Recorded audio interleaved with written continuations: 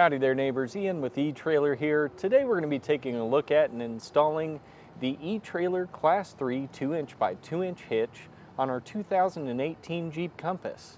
Let's go over a few features of that and then we'll take care of the install.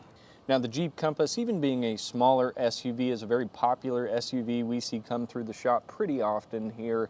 And so hooking this hitch up is going to open you up to those bike racks or cargo carriers to extend the amount of cargo you can carry out to the campsite with you and your people that you want to be out there with. So going over some stats for this particular hitch, we are looking at 4,000 pounds on the towing capacity, 600 on that tongue weight, so downward pressure there. But of course you would want to refer back to your owner's manual of your Compass to make sure that number is not lower as far as the ratings, and if it is, stay with that lower rating for safety.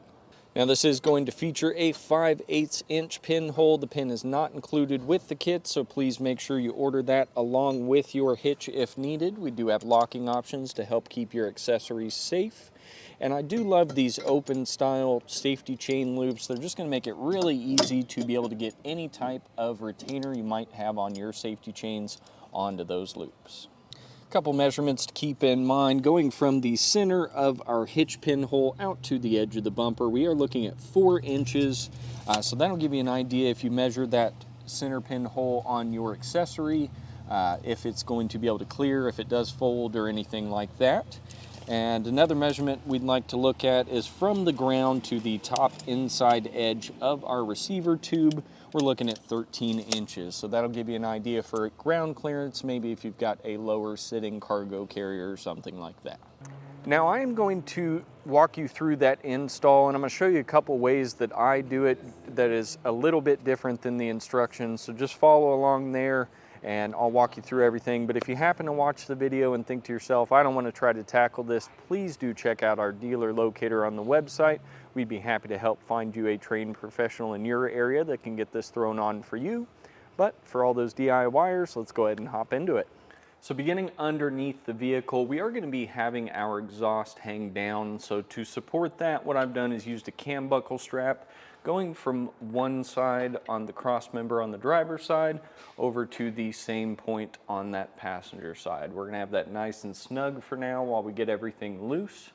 And we'll start back at the fascia here. There's going to be 2 T27s that we need to remove to start.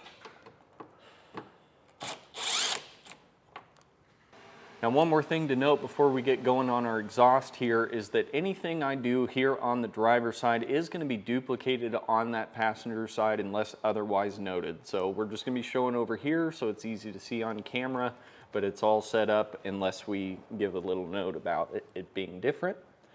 Now for our exhaust hangers, we're going to be removing this 13mm bolt here. We'll just take that all the way out.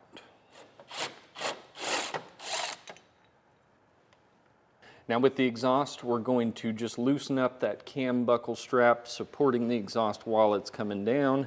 Get that down far enough that we can access the heat shield underneath.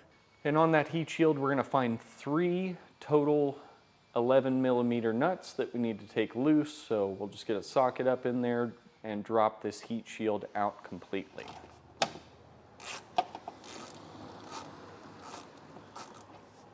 With that last one coming loose at the rear, we'll just support that heat shield so it doesn't fall down onto us and pull that all the way out.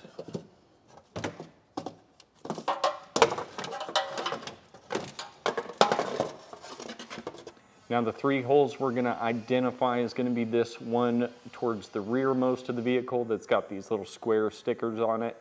We're going to pull this sticker off, and then there's also 2 on the side that we need to remove as well.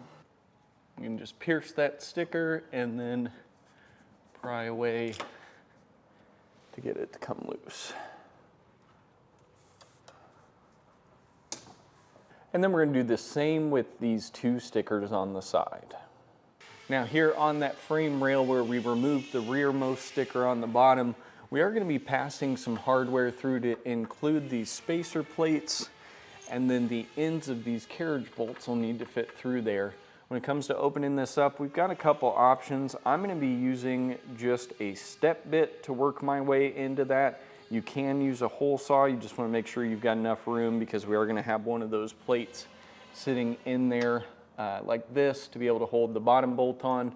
So keep that in mind when you're opening that up. You also can use just a Dremel tool and waller it out enough to be able to get through.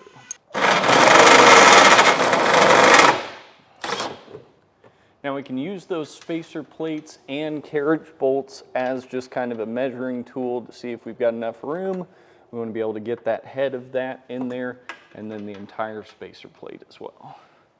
So I've started here, but we do need to remove all of the rubber weld that we've got on the very bottom of our frame on each side, and then on the outside edge. Anywhere that the frame is going to make contact with the hitch, we want to make sure we've got a nice flat level surface to work with. Now to remove that, we can use a paint scraper, but it's going to take a long time, so I'm going to be using our electric multi-tool here.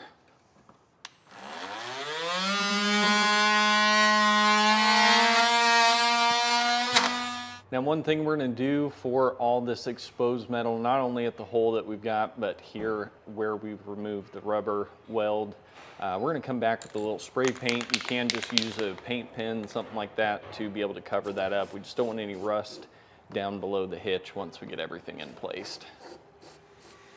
Now we're going to start at the hole on the side that's most towards the front of the vehicle. We're going to be taking the coiled end of the fish wire, and we're going to push that into that hole. And with that in there, we can come around to that back hole that we opened up, reach up in there, find that coil, and use our hand to guide that down, getting that coil out of the back hole. We're then going to slide our spacer plate over that, followed by the bolt, just using the threadings on the coil, go on the thread of the bolt, go all the way to the end of that.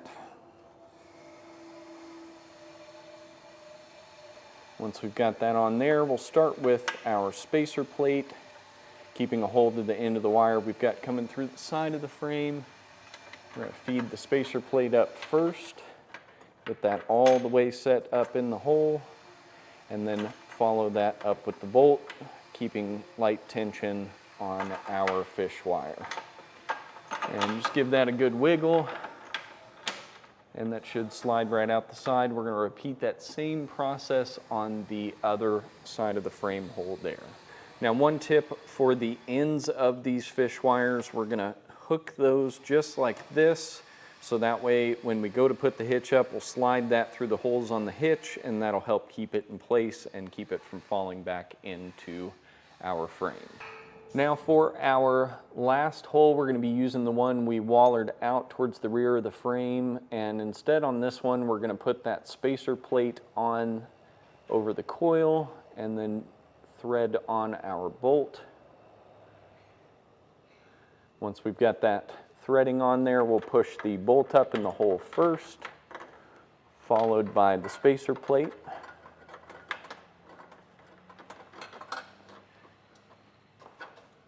And then we're going to flatten out the spacer plate right at the back and pull that bolt through.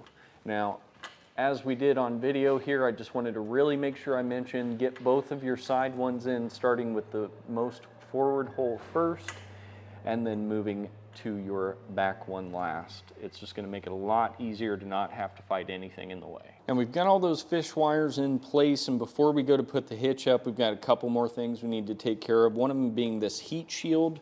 So on each side of the heat shield where the bend starts for this larger outcropping, we're just going to completely cut this off pretty much in line with the two corners there. We just want to make sure that this isn't going to be sitting underneath the hitch in between the frame and the hitch when we go to put all that up. So either use a pair of tin snips or something along the lines to get this cut off. And do be extremely careful as you're cutting through all this, because it is going to make a very sharp edge here where we've cut.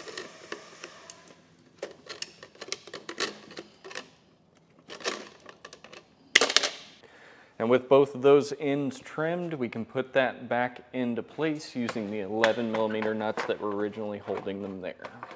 And we'll tighten all those back up because that'll be the last time we need to deal with the heat shield. Now these two brackets that we have that hold on the fascia, we took that T27 out of those. These will need to just be bent up out of the way for now. We're gonna be putting them back in place once we get the hitch in there, but it does need to slide up between the fascia and those. So just bend those back and we'll push them back into place once we've got our hitch there. Now I've got an extra set of hands here. Jake's gonna help me lift this into place. And when we're doing that, we're gonna feed our rearmost fish wire through the bottom of the hitch here, and then kind of push both of those side bolts back into the frame just so they're out of the way. Once they're out of the way, we can line up the other two side spots here. Just make sure you got your fish wires coming out of the right holes for that, otherwise you're pulling back down to line them all up. And grab onto all three of those fish wires, lifting the hitch up into place. You'll have to come up over the exhaust and then in between the fascia and those brackets like we had talked about. And as we're getting that lined up, what we'll need to do is just for now pull that back bolt through the frame and through the hitch, and then work that center one just a little bit there. And then what we'll do is use the flange nut there. Just go ahead and that very back one, get a few threads on that so that way it holds the rear of that hitch in place. So with this hanging here, the instructions do come with some directions of how to cut this, but I find it much easier just to have it in place. That way I've got a full idea of how this is going to sit, and I can trim it down far enough that it will look good. So once I've got that up there, I'm just going to take some tin snips and cut out each side to relieve that pressure. That way we can get the other 4 bolts that we need to do and nuts in place. So we'll just snip this back using the hitch as our edge. Just want to shove it up into place as much as possible.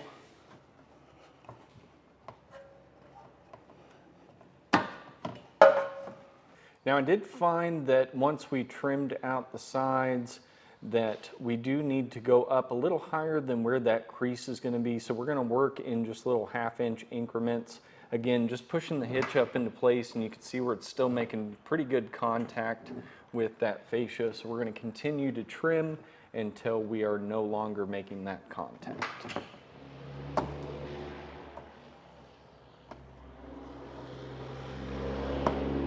Now we are going to come back through and file all that down just to get those burrs off of there and make that look a little prettier.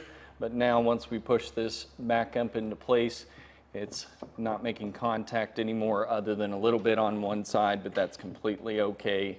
We just want to make sure that we're going to be able to get those brackets that we pushed out of the way back for the fascia.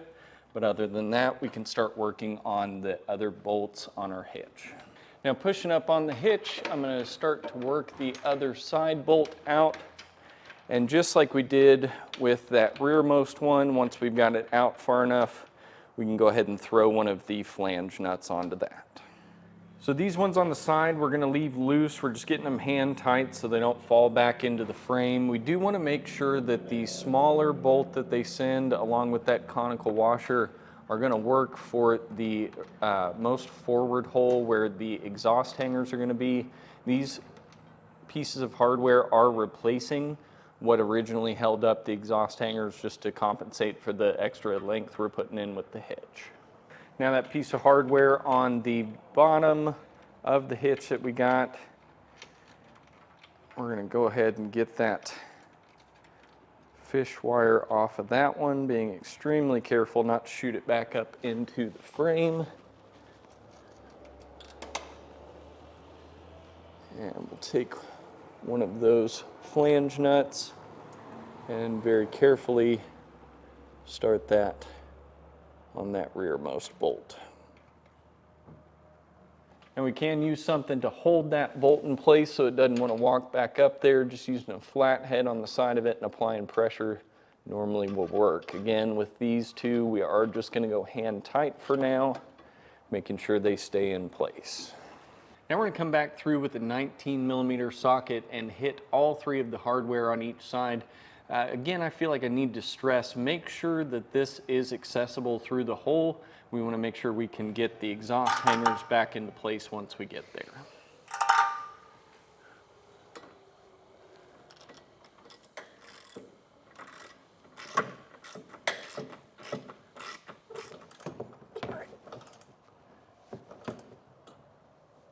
Now we'll come back through after snugging all those down with a torque wrench, and we're going to go to the specifications shown in the instruction manual. I wanted to mention that if you don't have a torque wrench, you can pick one up from the website when you're making your order, or head down to that local parts store and they'll be able to rent one out to you.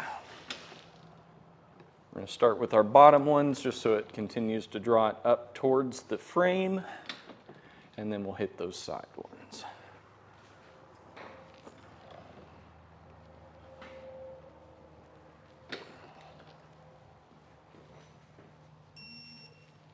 So with our exhaust still hanging, we are going to grab those tabs and push those back into place where the hole lines up with the fascia here. Now, as we talked about, the hardware that was previously through these hangers is going to be replaced with the new hardware. But before we do that, we want to bend these small tabs down because they will make contact with the frame, not allowing us to get the hardware into place. So what we're going to do is get these bent out, and on each side we'll run that bolt through the bottom along with the conical tooth washer with the conical teeth facing up towards the bracket, and we'll torque that one just like we did with the other bolts and get everything back in place. And don't forget to put those T27 bolts back in place at the bottom of the fascia. Now we're going to take the exhaust support that we were using with that cam buckle strap off. That way we don't have that get caught in any of the steering or suspension underneath. And with all that buttoned up, that's going to do for our look at and installation of the etrailer 2" by 2" Class 3 hitch on our 2018 Jeep Compass. My name's Ian with etrailer, and I appreciate you watching.